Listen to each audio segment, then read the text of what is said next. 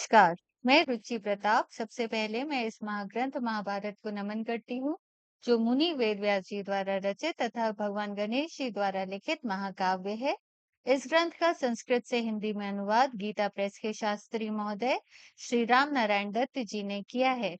कई बार ऐसा विचार जागृत होना कि आप जो सुना रही हैं वह महाभारत तो नहीं है, स्वाभाविक है, पर हमें यह याद रखना चाहिए कि महाभारत वेदों का सार है, जिसमें हमारे लाखों साल पुराने मनुष्य सभ्यता के उदय का विस्तार पूर्वक वर्णन 1100 चरित्रों के माध्यम से अनेकों तरह के ज्ञान जैसे भौतिकी, भौगोलिक, मनोवैज्ञानिक, मानवीय मनोवैज्ञानिक आदि का विस्तार पूर्वक व्यास जी द्वारा हम सबकी उन्नति के लिए लिखा गया है, जिसको सुनकर या पढ़कर हम अपने जीवन को श्रेष्ठ बना सकें।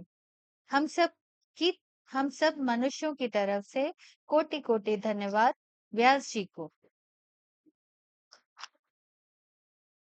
29वां अध्याय। कश्यप जी का गरुड़ को हाथी और कछुए के पूर्व जन्म की कथा सुनाना। गरुड़ का उन दोनों को पकड़कर एक दिव्य वृक्ष की शाखा पर ले जाना और उस शाखा का टूटना। उग्र श्रवाजी कहते हैं, निषादों के साथ एक ब्राह्मण भी भार्या सहित गरुड़ के कंठ में चला गया। वह दहकते हुए अंगार की भांति जलन पैदा करने लगा। तब आकाशचारी गरुड़ ने उस ब्राह्मण से कहा, द्विजश्रेष्ठ, तुम मेरे खुले हुए मुख से जल्दी निकल जाओ। ब्राह्मण पाप परायण ही क्यों ना हो, मेरे लिए सदा अवध्य है। ऐसी बात कहने वाले गरुड़ से वह ब्राह्मण बोले, यह निषाद जाति की कन्या मेरी भार्या है, अतः मेरे साथ यह भी निकले तभी मैं निकल सकता हूँ। गरुड़ ने कहा, ब्राह्मण, तुम इस निषादी को भी लेकर जल्दी निकल जाओ। तुम अभी तक मेरी जठ राग्नि के तेज से बचे नहीं हो, अतः शीघ्र अपने जीवन की रक्षा करो। उग्र श्रवाजी कहते हैं, उसके ऐसा कहने पर वह ब्राह्मण निषादी सहित गरुड़ के मुख से निकल आया और उन्हें आशीर्वाद देकर अभीष्ट देश को चला गया।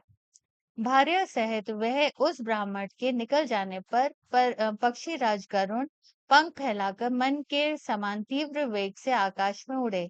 तदंतर उन्हें अपने पिता कश्यप जी का दर्शन हुआ।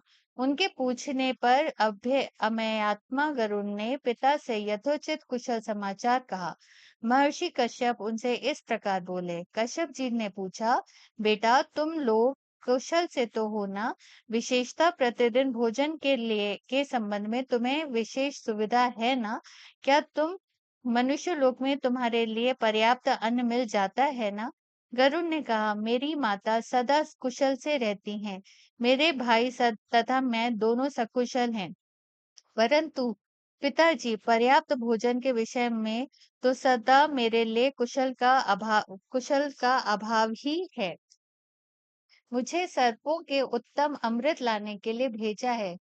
माता को दासीपन से छुटकारा दिलाने के लिए आज मैं निश्चय ही उस अमृत को लाऊंगा। भोजन के विषय में पूछने पर माता ने कहा, निषादों का भक्षण करो, परंतु हजारों निषादों को खा लेने के पर भी मुझे तृप्ति नहीं हुई है। अतः भगवान, आप मेरे लिए कोई दूसरा भोजन बताइए। प्रभु, वह भोजन ऐसा हो जिसे खाकर मैं अमृत लाने में समर्थ हो सकूं। मेरी भूख प्यास को मिटा देने के लिए आप पर्याप्त भोजन बताइए। कश्यप जी बोले, बेटा, यह महान पुण्यदायक सरोवर है, जो देवलोक में भी विख्यात है। उसमें एक हाथी नीचे को मुंह किए सदा सूंड से पकड़कर एक कछुए को खींचता रहता है। वह कछुआ जन्म में उसका बड़ा भाई था। दोनों में पूर्व जन्म का वैर चला आ रहा है। उनमें यह वैर क्यों और कैसे हुआ, तथा उन दोनों के शरीर की लंबाई, चौड़ाई और ऊंचाई कितनी है, वे सारी बातें मैं ठीक ठीक बता रहा हूँ। तुम ध्यान से सुनो। पूर्व काल में विभासुर नाम से प्रसिद्ध एक महर्षि थे। वे स्वभाव से बड़े क्रोधी थे। उनके छोटे भाई का नाम था सुप्रतीक। वे भी बड़े तपस्वी थे। महामुनि सुप्रतीक अपने धन को बड़े भाई के साथ एक जगह नहीं रखना चाहते थे। सुप्रतीक प्रतिदिन बंटवारे के लिए आग्रह ही करते रहते थे। एक दिन बड़े भाई विभासुर ने सुप्रतीक से कहा, भाई, तुम बहुत से मनुष्य मोहवश सदा धन का बंटवारा कर लेने की इच्छा रखते हैं। तदंतर बंटवारा हो जाने पर धन के मुंह में फंस कर वे एक दूसरे के विरोधी हो परस्पर क्रोध करने लगते हैं। वे स्वार्थपरायण मूढ़ मूढ़ मनुष्य अपने धन के साथ जब अलग अलग हो जाते हैं, तब उनकी यह अवस्था जानकर शत्रु भी मित्र रूप में आकर मिलते हैं और उन्हें भेंट डालते रहते हैं। दूसरे लोग उनमें फूट हो गई है ये जानकर उनके छिद्र देखा करते हैं।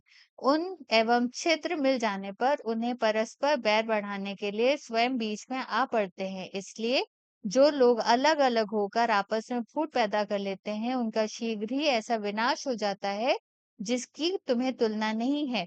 अतः साधु पुरुष भाइयों के विलगाव या बंटवारे की प्रशंसा नहीं करते, क्योंकि इस प्रकार बढ़ जाने वाले भाई गुरु स्वरूप शास्त्र की अलंघनीय आज्ञा के अधीन नहीं रह जाते और एक दूसरे को संदेह की दृष्टि से देखने लगते हैं।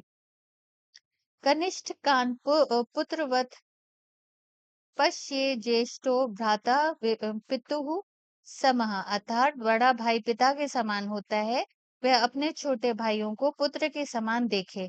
यह शास्त्र की आज्ञा है। जिनमें फूट हो जाती है वे पीछे इस आज्ञा का पालन नहीं कर पाते। सुप्रतीक, तुम्हें वश में करना असंभव हो रहा है और तुम भेदभाव के कारण ही बंटवारा करके धन लेना चाहते हो, इसलिए तुम्हें हाथी की योनि में जन्म लेना पड़ेगा। इस प्रकार शाप मिलने पर सुप्रतीक ने विभासुर से कहा, तुम भी पानी के भीतर विचरने वाले कछुए हो जाओगे। इस प्रकार सुप्रतीक और विभासु मुनि एक दूसरे के शाप से हाथी और कछुए की योनि में पड़े हैं। धन के लिए उनके मन में मोह छा गया था। रोष और लोभ रूपी दोष के संबंध से उन दोनों को तिर्यक योनि में जाना पड़ा है। वे दोनों विशालकाय जंतु पूर्व जन्म के बैर का अनुसरण करके अपनी विशालता और बल के घमंड में चूर हो एक दूसरे से द्वेष रखते हुए इस सरोवर में रहते हैं। इन दोनों में एक जो सुंदर महान गजराज है, वह जब सरोवर के तट पर जाता है, तब उसके चिंघाड़ने की आवाज सुनकर जल के भीतर शयन करने वाला विशालकाय कछुआ भी पानी से ऊपर उठता है।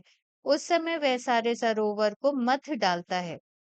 उसे देखते ही यह पराक्रमी हाथी अपनी सूंड लपेटे हुए जल में टूट पड़ता है तथा दांत, सूंड, पूंछ और पैरों के वेग से असंख्य मछलियों से भरे हुए समूचे सरोवर में हलचल मचा देता है।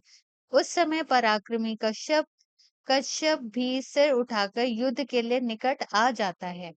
हाथी का शरीर 6 योजन ऊंचा और 12 योजन लंबा है। कछुआ 3 योजन ऊंचा और 10 योजन गोल है। वे दोनों एक दूसरे को मारने की इच्छा से युद्ध के लिए मतवाले बने रहते हैं। तुम शीघ्र जाकर उन्हीं दोनों को भोजन के उपयोग में लाओ और अपने इस अभीष्ट कार्य का साधन करो। कछुआ महान मेघ खंड के समान है और हाथी भी महान पर्वत के समान भयंकर है। उन्हीं दोनों को खाकर अमृत ले आओ। उग्र श्रवा जी कहते हैं, शौनक जी, कश्यप जी गरुड़ से ऐसा कहकर उस समय उनके लिए मंगल मनाते हुए बोले, गरुड़, युद्ध में देवताओं के साथ लड़ते हुए तुम्हारा मंगल हो। पर पक्षी प्रवर भरा हुआ कलश, ब्राह्मण, गौएं तथा और भी जो कुछ भी मांगलिक वस्तुएं हैं, वे तुम्हारे लिए कल्याणकारी होंगी। महाबली पक्षीराज, संग्राम में देवताओं के साथ युद्ध करते समय ऋग्वेद, यजुर्वेद, सामवेद, पवित्र हविष्य, संपूर्ण रहस्य तथा सभी वेद तुम्हें बल प्रदान करें। पिता के ऐसा कहने पर गरुड़ उस सरोवर के निकट गए। उन्होंने देखा सरोवर का जल अत्यंत निर्मल है और नाना प्रकार के पक्षी उसमें सब ओर चहचहा रहे हैं। तदंतर भयंकर वेगशाली अंतरिक्षगामी गरुड़ ने पिता के वचन का स्मरण करके एक पंजे के हाथी को और दूसरे से कच्छप को पकड़ लिया। कछुए को पकड़ लिया। फिर वे पक्षीराज आकाश में उड़ गए। उड़कर वे फिर अलम्प तीर्थ में जा पहुंचे। वहां मेरुगिरी पर बहुत से दिव्य वृक्ष अपनी सुवर्णमय प्रशाखाओं के साथ लहलहा रहे थे। जब गरुड़ उनके पास गए, तब उनके पंखों की वायु से आहत होकर वे सभी दिव्य वृक्ष एक इस भय से कंपित हो उठे कि कहीं ये हमें तोड़ न डाले। गरुड़ रुचि के अनुसार फल देने वाले उन कल्प वृक्षों को कांपते देख अनुपम रूप रंग तथा अंगों वाले दूसरे दूसरे महावृक्षों की ओर चल दिए। उनकी शाखाएं वैदुर्य मणिका थीं और वे सुवर्ण तथा रजतमय फलों से सुशोभित हो रहे थे। वे सभी महावृक्ष समुद्र के जल से अभिषिक्त होते रहते थे। वहीं एक बहुत बड़ा विशाल वट वृक्ष था। उसने मन के समान तीव्र वेग के आते हुए पक्षियों के सरदार गरुड़ से कहा। वट वृक्ष बोले, पक्षीराज, यह जो मेरी 100 योजन फैली हुई सबसे बड़ी शाखा है, इसे पर बैठकर तुम इस हाथी और कछुए को खा लो। तब पर्वत के समान विशाल शरीर वाले पक्षियों में श्रेष्ठ वेगशाली गरुड़ सहस्त्र विहंगमों से सेवित उस महान वृक्ष को कंपित करते हुए तुरंत उस पर जा बैठे। बैठते ही अपने असह्य वेग से उन्होंने सघन पल्लवों से सुशोभित उस विशाल शाखा को तोड़ डाला। इस प्रकार श्री महाभारत आदि पर्व के अंतर्गत आस्तिक पर्व में गरुड़ चरित्र विषयक 19वां अध्याय पूर्ण हुआ। जय राम।